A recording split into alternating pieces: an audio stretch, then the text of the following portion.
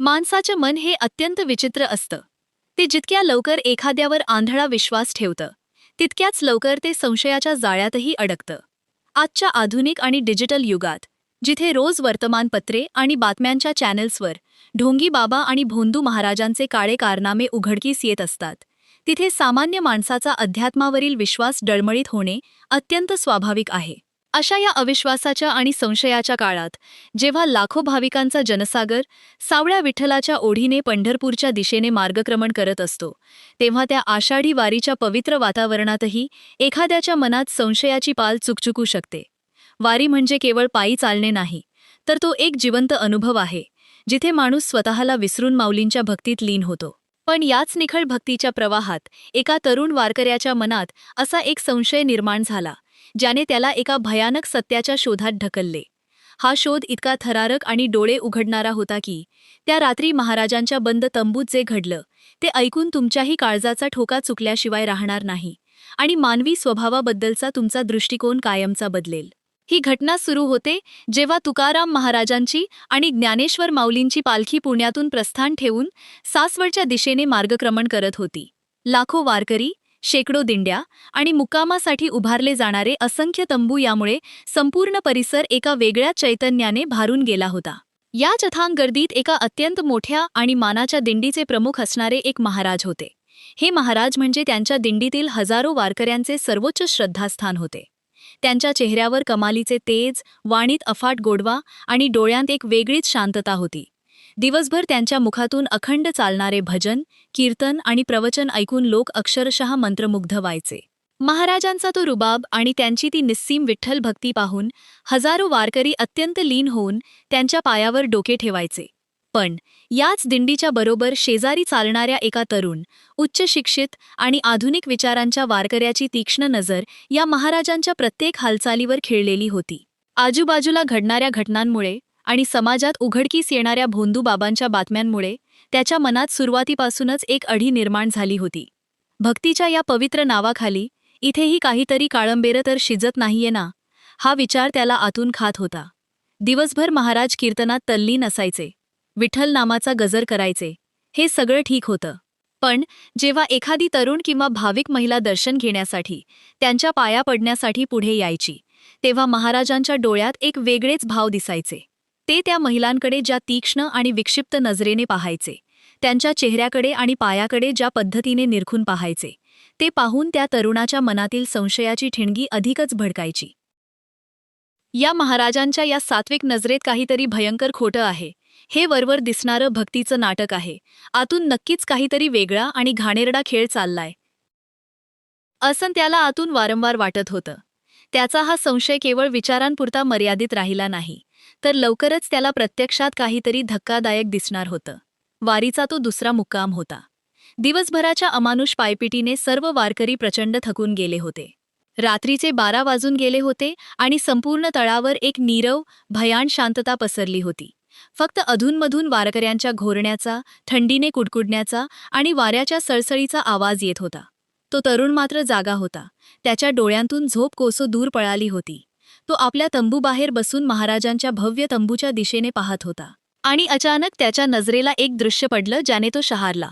महाराजांच्या खाजगी तंबूकडे रात्रीच्या या भयान शांततेत एक सावली हळूहळू सरकत होती. ती सावली एका महिलेची होती. नीट पाहिल्यावर त्याच्या लक्षात आलं की ती महिला महाराजांची मुख्य सेवेकरी म्हणून ओळखली जाणारी व्यक्ती होती. ती अत्यंत सावधपणे इकडे तिकडे पाहत, कुणी पाहत तर नाहीये ना याची खात्री करत महाराजांच्या तंबूत शिरली. 10 मिनिटे झाली, 20 मिनिटे झाली, अर्धा तास उलटून गेला, पण ती महिला काही तंबूतून बाहेर आली नाही. त्या तरुण वारकऱ्याच्या मनात शंकेची पाल जोराने चुकचुकली. रात्रीच्या 12-1 वाजता जेव्हा संपूर्ण वारी गाढ झोपेत असते, तेव्हा एका बंद तंबूत एक महिला आणि महाराज नेमकं काय करत असतील, हा प्रश्न त्याच्या मेंदूत एखाद्या हातोड्यासारखा घुमू लागला. त्याचे रक्त सळसळू लागले. पण पहिल्या दिवशी थेट कोणताही पुरावा नसल्यामुळे त्याने स्वतःला कसेबसे आवरले आणि तो शांत राहिला. रात्रभर तो त्याच विचारात तळमळत राहिला. दुसऱ्या दिवशी सकाळी सूर्योदयासोबत वारीने पुढचे मार्गक्रमण करायला सुरुवात केली. आजचा रस्ता अत्यंत कठीण होता. वारकऱ्यांनी अत्यंत अवघड असा घाट पार करायला सुरुवात केली होती. पण त्या तरुण वारकऱ्याचे लक्ष ना माऊलींच्या भजनात होते, ना आजूबाजूच्या निसर्गरम्य वातावरणात. त्याचे डोळे फक्त आणि फक्त एका शिकाऱ्यासारखे महाराजांच्या मागावर होते. घाटाच्या प्रवासात महाराजांच्या हालचाली त्याला आणखीनच विचित्र आणि संशयास्पद वाटू लागल्या. महाराज वारंवार दिंडीतून बाजूला जायचे. कुणाशी तरी फोनवर अत्यंत हळू आणि दबक्या आवाजात बोलायचे. वाटेत भेटणाऱ्या महिला वारकऱ्यांकडे ते अत्यंत गूढ आणि तपासल्यासारख्या नजरेने पाहत होते.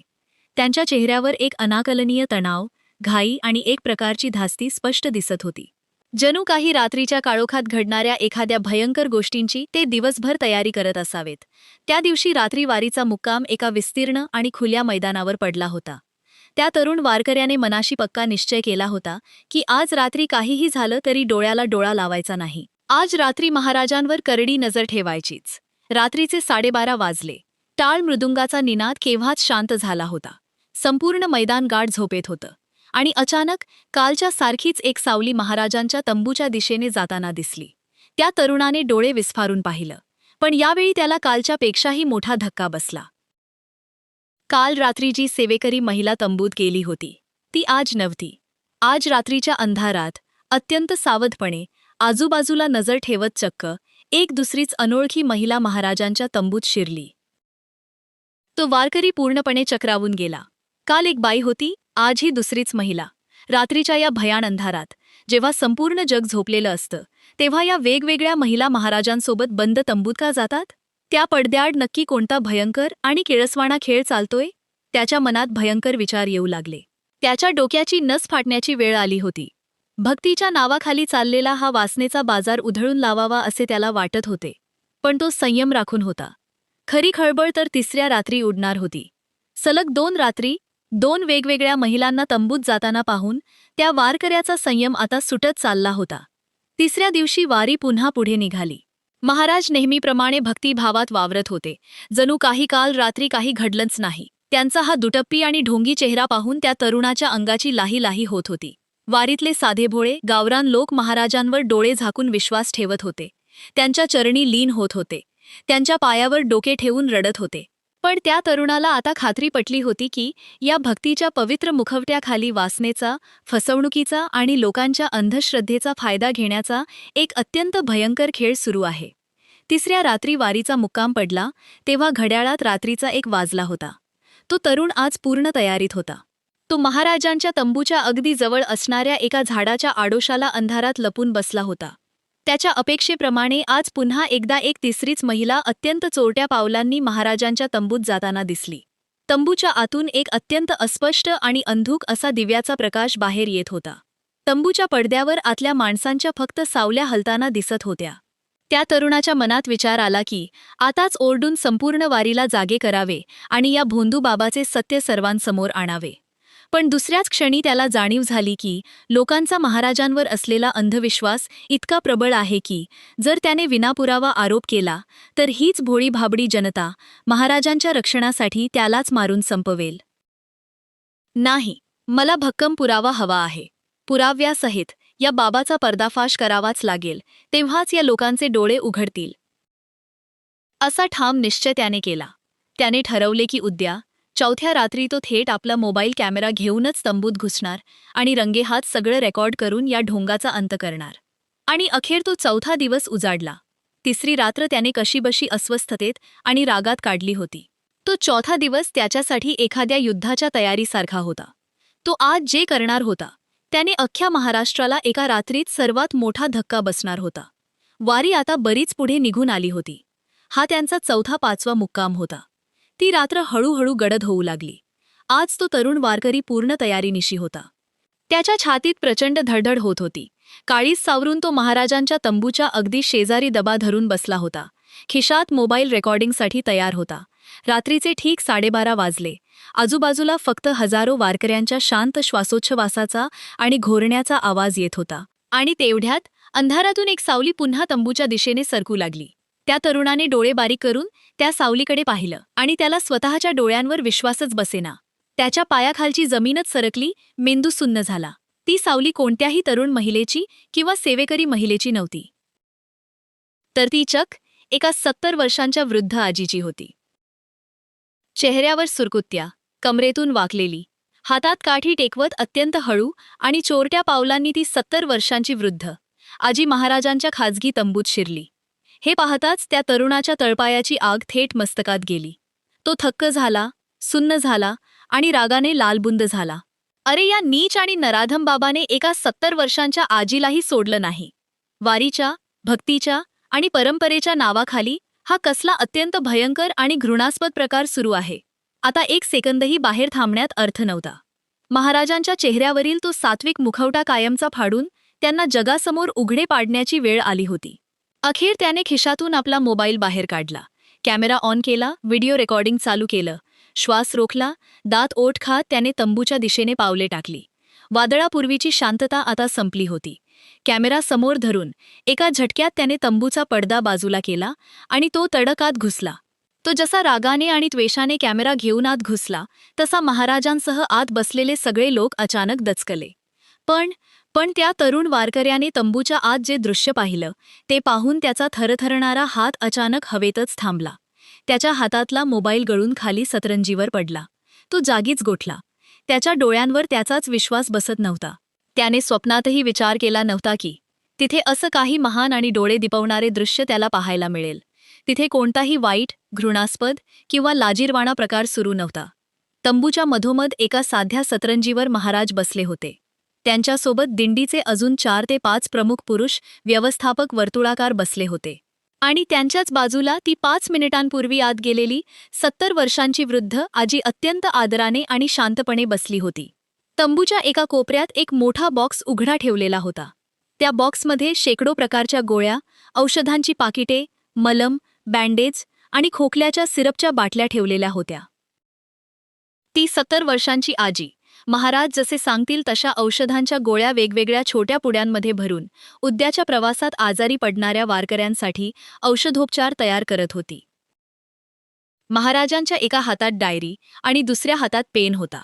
ते उद्याच्या प्रवासाचे, मुक्कामाचे आणि जेवणाचे नियोजन करत होते. समोर बसलेल्या एका व्यवस्थापकाच्या हातात दिवसभराच्या खर्चाचा हिशोब होता. दिंडीच्या ट्रकचा ड्रायव्हर देखील तिथेच बसून डिझेलचा आणि गाडीच्या दुरुस्तीचा हिशोब महाराजांना समजावून सांगत होता. दिवसभर ऊन पावसातून गर्दीतून चालून थकलेल्या, पायाला मोठे फोड आलेल्या, ताप सर्दीने आजारी पडलेल्या वृद्ध आणि लहान वारकऱ्यांची उद्याच्या प्रवासात कोणतीही गैरसोय होऊ नये, त्यांना वेळेवर औषधपाणी मिळावं म्हणून स्वतः रात्री 2 वाजेपर्यंत जागून महाराज या सगळ्या गोष्टींचे अत्यंत सूक्ष्म नियोजन करत होते. हा महाराजांचा कोणताही काळा धंदा किंवा वासनेचा खेळ नव्हता, तर हा त्यांचा दिवसभराचा प्रामाणिक सेवेचा आणि अथांग माणुसकीचा दिनक्रम होता. रात्री तंबूत येणाऱ्या वेगवेगळ्या महिला या सेवेकरी होत्या, ज्या आळीपाळीने रात्रीची ड्युटी करून औषधांच्या पुड्या बांधण्याचे पवित्र काम करत होत्या. दिवसा महिला वारकरी जेव्हा पाया पडायला यायच्या, तेव्हा महाराज त्यांच्याकडे वासनेने नाही, तर अत्यंत काळजीने पाहत होते. त्यांच्या आजारपणाची, त्यांच्या पायाच्या फोडांची चौकशी करत होते, त्यांच्या डोळ्यांतील थकवा वाचण्याचा प्रयत्न करत होते, ज्याचा त्या आधुनिक विचारांच्या तरुणाने अत्यंत चुकीचा आणि भयंकर अर्थ काढला होता. घाटात जाताना फोनवर बोलणे हे डॉक्टर आणि इतर व्यवस्थापकांशी संपर्क साधण्यासाठी होते, जेणेकरून आपत्कालीन परिस्थितीत वैद्यकीय मदत उपलब्ध राहील. हे सगळं सत्य समोर आल्यावर त्या तरुणाला आपली घोडचूक समजली. आपण किती नीच, घाणेरडा आणि विकृत विचार करत होतो याची त्याला जाणीव झाली. आधुनिकतेच्या आणि संशयाच्या जळमटांनी त्याचा मेंदू कसा पोखरला होता हे त्याला आज उघडपणे दिसत होते. त्याच्या डोळ्यांतून पश्चात्तापाचे गरम अश्रू वाहू लागले. ज्या महाराजांना तो एक ढोंगी, वासनांध बाबा समजत होता, ते साक्षात विठ्ठलाचे, माऊलींचे रूप घेऊन रात्री 2 वाजेपर्यंत आपल्या वारकरी लेकरांच्या सेवेचे नियोजन करत होते. तो तरुण धावत पुढे गेला. तो थेट महाराजांच्या पायावर कोसळला आणि लहान मुलासारखा ढसाढसा रडू लागला. माऊली, माऊली, मला क्षमा करा. माझ्या मनात पाप आलं. मी तुमच्यावर अत्यंत खालच्या पातळीचा संशय घेतला. मला वाटलं इथं काहीतरी वाईट सुरू आहे. मी खूप मोठा गुन्हेगार आहे. मला प्रायश्चित्त द्या. तो हुंदके देत महाराजांचे पाय घट्ट धरून रडत होता. महाराजांनी अत्यंत शांतपणे चेहऱ्यावर एक मंद आणि करुणापूर्ण हास्य आणून त्याला आपल्या हातांनी उठवले. त्याच्या पाठीवरून अत्यंत मायेने हात फिरवला आणि मवाळ आवाजात म्हणाले, बाळा, रडू नकोस. यात तुझी काहीच चूक नाहीये. आजकाल जगच एवढं बदललंय, समाजाची परिस्थितीच इतकी बिघडली आहे आणि आजूबाजूला एवढे वाईट प्रकार घडत आहेत की तुझ्यासारख्या सुशिक्षित तरुणाला अशा गोष्टींवर संशय येणं अगदी स्वाभाविक आहे. तू डोळे उघडे ठेवलेस हे एका अर्थी चांगलंच आहे. पण लक्षात ठेव बाळा, ही वारी म्हणजे केवळ पायी चालणे नाही, तर ही भक्तीची, निष्ठेची आणि एकमेकांवरील अढळ विश्वासाची पवित्र भूमी आहे. इथे फक्त आणि फक्त सेवा असते. माऊली सर्वांची काळजी घेतात, आपण फक्त निमित्त मात्र आहोत. अखेर त्या तरुण वारकऱ्याने महाराजांची आणि तिथे उपस्थित असणाऱ्या त्या वृद्ध आजीची हात जोडून माफी मागितली. आणि विशेष म्हणजे त्या रात्रीपासून तो स्वतः झोपायला गेला नाही. त्याने आपला मोबाईल खिशात ठेवला आणि तो स्वतः त्या औषधांच्या पुड्या बांधायला आजीच्या मदतीला बसला. त्या एका क्षणाने त्याचे संपूर्ण आयुष्य बदलून टाकले आणि तो महाराजांसोबत वारकऱ्यांच्या निस्वार्थ सेवेला कायमचा लागला. या घटनेतून एक अत्यंत मोठा धडा मिळतो.